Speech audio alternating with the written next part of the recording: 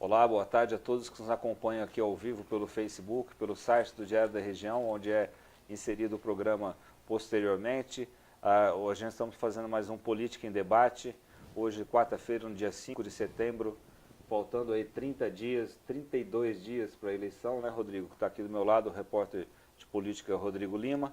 Mas nós vamos começar falando sobre a sessão dessa terça-feira, onde o governo do prefeito Edinho Araújo parece que passou um trator lá na comissão processante que foi protocolada contra ele pelo vereador Marco Rilo, em função de toda a questão que envolve a CPI da Imurb, que encerrou no meio de uma briga jurídica de prazos, encerrou sem ter relatório oficial, mas foi por Ministério Público relatório, mas o vereador presidente dessa comissão resolveu que era caso de ser apurada a conduta do prefeito no que tange ao uso de um aporte de 350 mil, principalmente, né, Rodrigo?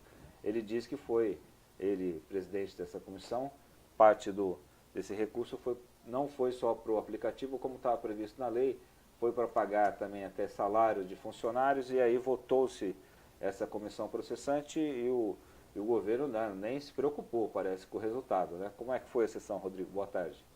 Primeiro, boa tarde a você, Vinícius, e boa tarde aos amigos internautas que acompanham o Facebook do Diário da Região, as nossas outras plataformas também, no Twitter, no nosso site, o portal diariodaregião.com.br. Vinícius, foi uma votação muito tranquila para o prefeito Edinho Araújo.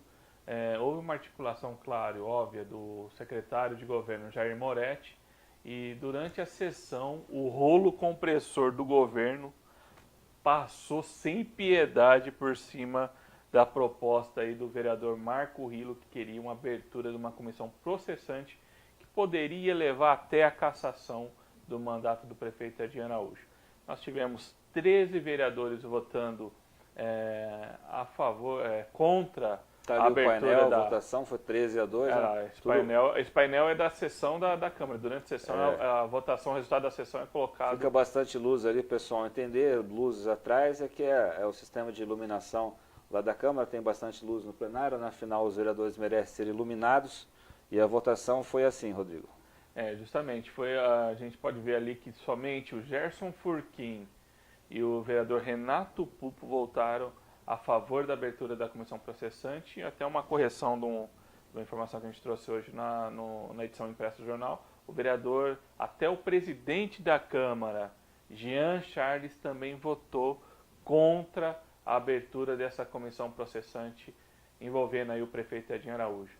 E nós, Vinícius, Hilo não vota, né? o Porque Hilo ele foi não o vota autor. por ser o autor da denúncia. Teve uma ausência ali da Márcia A Caldas. Márcia Né? Caldas não estava Não presente. sei se ela faltou, porque ou ela viajou, que ela costuma viajar bastante quando tem votações polêmicas, né? Mas, enfim, A Márcia não prosseguiu. estava. E aí a gente pode perceber que o governo comemorou muito e o que hoje a gente está dando, obviamente, continuidade a essa matéria, né, essa reportagem, a gente pode perceber que nos bastidores o Edinho, o seu staff, o secretário de governo Jair Moretti, comemorou a decisão aí com os vereadores. Inclusive o Edinho acompanhou essa votação aí que foi favorável a ele. Ele estava num evento lá no 9º andar da prefeitura do orçamento participativo. Que na prática a gente espera que também o orçamento participativo de fato tenha participação da comunidade, da sociedade de Rio Preto, porque muitas das reivindicações, Vinícius, nos governos anteriores, era até colocado aí como proposta nesse orçamento participativo, mas não saía do papel, não se tornava realidade aí para a população de Rio Preto. Acontece muito naquele orçamento que é dito da Assembleia, né? Os deputados percorrem várias regiões. Fazem vários eventos até com uma estrutura muito boa, funcionários, paga pelo contribuinte, funcionários da Assembleia se deslocam até Rio Preto, deputados integrantes aí da Comissão de Finanças da Assembleia e não se vê o resultado percorrem na prática, né? toda a região, levam-se as propostas, inclusive a terceira faixa na rodovia Washington Luiz, entre Mirassol a Rio Preto, e nada é feito. A gente não vê resultado prático. E aí desestimula a população a participar desse tipo de ato, né? A gente espera que o Edinho que criou isso, né, na gestão dele lá atrás, que inclusive tem a participação da secretária da Mulher, a Maureen Cury, que tem essa pegada de colocar a participação popular, né, em tese assim, de oferecer subsídio para a população, pelo menos ofertar ali algum tipo de proposta para ser incluído no orçamento, que saia do papel o mínimo que seja, né? Nem que seja para limpar as praças da cidade. Que seja bem depois divulgado pela própria questão do governo que foi efetivamente adotado ou não. Mas, o Rodrigo, nessa votação da comissão processante, é bom deixar claro que a abertura de uma comissão processante não significa que o prefeito seria cassado, não é? O pedido foi para que fosse apurado. Primeiro é feita uma CPI, enfim, que depois foi para o Ministério Público, mas depois, se for o caso, a comissão processante aberta, aí há uma outra apuração, uma outra da infração, se o prefeito cometeu ou não infração política administrativa. Né? Concluído isso, se propõe um relatório de que se arquive ou não, e se for cassação, é o último caso, seria uma cassação que aí precisa também uma votação de 12 votos, embora o que aconteceu ontem no plenário para abertura ou não dessa comissão, abriu-se um precedente aí, você que estava lá, então, parece um precedente que não segue, não está previsto no regimento, usou-se o que a gente percebe, Vinícius, que acontece algumas coisas na Câmara de Rio Preto que assim, são questões que pode ter desdobramento, inclusive, com o vereador, conversando com o vereador Marco Rilo hoje, ele estava ciente que o pedido dele não iria passar no plenário. Mas o que aconteceu? Toda uma articulação ali, houve um questionamento, porque no regimento interno da Câmara consta que com 9 votos dos 17 vereadores seria suficiente para se instalar, para se abrir a comissão processante, né, a CP. Mas houve um questionamento do vereador Fábio Marcondes, alegando que seriam necessários aí 12 votos, o que corresponde a 2/3 da quantidade de vereadores que estão na atual legislatura. O que aconteceu? O Jean Charles abriu uma votação para analisar se esse precedente ia ser acatado ou não pelo plenário da casa. Acabou passando e aí fica uma coisa, isso até porque eles falam sobre eles citaram que houve uma simetria aí com o entendimento na Constituição. Uma abertura de um processo dessa dimensão contra governador, contra presidente, também seriam necessários 2/3 das casas legislativas. E para prefeito também teria que ser 2/3. Mas, de qualquer forma, existe uma comissão na Câmara há muito tempo que está para reformar esse desencontro entre o que está previsto no regimento interno e o que está previsto na Constituição Federal e o que está previsto na Lei Orgânica do Município também. Há todo uma questão que está sendo debatida há muito tempo. A gente percebe que, nesse caso, esse debate é empurrado com a barriga. Os vereadores que estão, se não me engano, inclusive é o próprio Fábio Marcondes, que está com a missão aí de fazer essa reforma no regimento interno, e a coisa não anda. O que acontece, imagina você, se ontem ainda, logo após a votação na sessão de ontem, o Marco Rilo já foi orientado a ingressar na Justiça, porque os vereadores mudaram a quantidade de vereadores necessários para se implantar ou não a ACP no plenário. E se define algum outro número? Alguma outra... Vamos abrir uma ACP com 6 vereadores, que seria necessário para abrir assinaturas para a CPI. São necessários para garantir até o direito das minorias. Caso de negar a CPI, mesmo com 6 assinaturas, valendo a Constituição. Hoje a realidade é outra. Hoje está prevalecendo a minoria com 6 assinaturas se abre a CPI. Porque está na Constituição também. Teve todo esse debate. Então, o que se usa a Constituição conforme conveniência. Justamente. Aí fica uma situação no ar, ruim para quem? Para o próprio presidente da Câmara, o Jean Charles, porque ele deixou esse debate chegar até o plenário, e aí o próprio Marco Rilo e outros vereadores se posicionam contra o prefeito Edinho.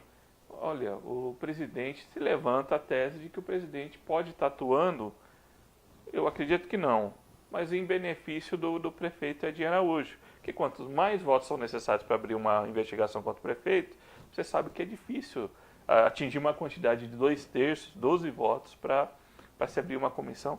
E olha, 12 votos também, se a comissão chegasse ao ponto de investigar o prefeito, 12 votos para cassar o mandato do prefeito. 17 é muita coisa. Então essa falta até de punho ali, a gente vê que o próprio presidente se deixa levar pelos debates ali. Ele quer ser um presidente que, olha, democrático, e acaba deixando aí possível brecha, né? Para questionamentos, inclusive, na justiça. Mas com a votação que teve ontem, se abrisse um precedente que 3 votos abria a comissão processante, não abria. Não passaria também. 2, né? Não passaria. Rodrigo, ontem a gente teve também, a gente está tendo os julgamentos do Tribunal Regional Eleitoral, está analisando os registros das candidaturas. A gente teve de 69 candidaturas impugnadas pela Lei Ficha Limpa, 4 da região de Rio Preto. Votou-se o registro do Carlão Pignatari, que foi condenado em Carlão Pignatari, ex-prefeito de Votuporanga. Condenado em segunda instância por improbidade.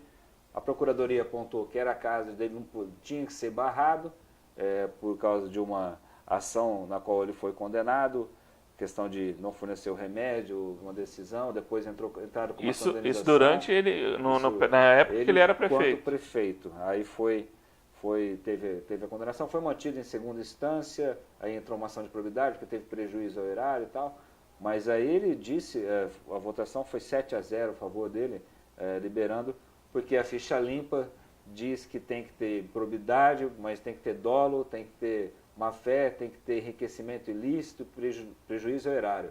A ficha limpa traz uma série de requisitos para serem, não é improbidade por improbidade, como era a princípio até a intenção desse projeto de iniciativa popular. As candidaturas barradas seriam, parece, uma quantidade muito maior, né? E agora a gente aguarda outras votações. Sim, você estava dizendo, ele foi no período que ele foi prefeito, né? Você até acompanhou esse caso, né? Sim, na época foi alguns familiares de um idoso que veio a falecer, ingressou com uma ação contra o município e acabou atingindo o Carlão por conta do não fornecimento de um medicamento. Por causa de outra ação de improbidade. Uma outra ação de improbidade. Então aí ele acabou sendo enquadrado nessa situação aí. O valor, inclusive, acho que é de R$50 mil. Não é um valor tão elevado, né? A defesa bateu simples, não teve enriquecimento ilícito, mesmo que tenha tido a condenação, e nem teve dolo, vamos dizer assim. São várias. E veja só, Vinícius, apesar de que o Carlão hoje é um político, ele é do PSDB, é um tucano aí, digamos, de alta plumagem, digamos assim. Caciques aqui, um dos caciques do partido. Inclusive, ele foi líder do PSDB lá na Assembleia. Hoje, esse papel de líder do PSDB na Assembleia é do Marco Vignoli. E o Carlão representa ali Votuporanga, aquela região. Que traz ainda, nós temos ali aquela região, está se fortalecendo politicamente. Inclusive, o deputado Fausto Pinato, no último final de semana, fez um evento lá do lançamento da campanha dele para deputado federal. E ele disse que ele fez um desafio lá, uma aposta. Ele quer ganhar, ter mais votos do que os candidatos aqui de Rio Preto. Leia-se, ex-prefeito Valdomiro Lopes. Também amanhã a gente vai trazer uma nota na coluna que o Valdomiro não quer entrar nessa trombada, entrar nessa trombada com o Pinato. Agora é melhor não, né? O Valdomiro, que é um dos 4 que está nessa questão, está se guardando julgamentos. Além do que? O Valdomiro, Itamar Borges, deputado estadual da reeleição, e o ex-presidente da Câmara de Mirassol, Luiz Donegar. Todas são questões de improbidade, em todos há apontamentos da Procuradoria que isso barra, em todas as defesas há apontamento que não barra pela questão de dolo ou de prejuízo ou erário. Acaba sendo uma questão mais subjetiva essa questão até do dolo, né?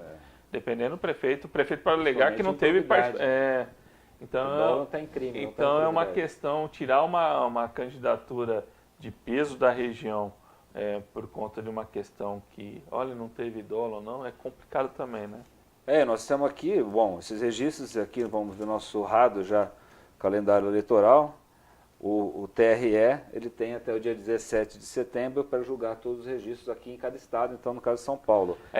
Vai ser nessa pegada aí que vão levar o Lula, né? Até o dia 17 o PT deve decidir se o Lula vai ou não. Então, no meio dessa barafunda toda, aqui está a data de 17 de setembro, também é a data limite para o TSE julgar o registro dos candidatos a presidente, né?